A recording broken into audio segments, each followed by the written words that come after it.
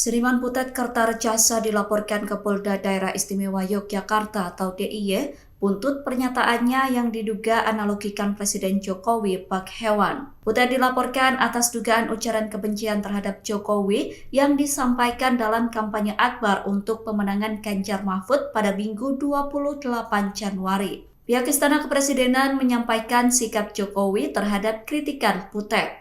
Melalui Koordinator Staf Khusus Presiden Ari Dwi Payana, Istana mengatakan bahwa Jokowi menanggapi santai sindiran seniman Butet. Pernyataan itu disampaikan Ari di Gedung Sekretariat Negara Selasa 30 Januari. Menurut Ari, Presiden sudah terbiasa menerima kritikan, sindiran, hoaks, bahkan ujaran kebencian. Ari mengatakan Presiden Jokowi tidak terganggu dengan sindiran tersebut.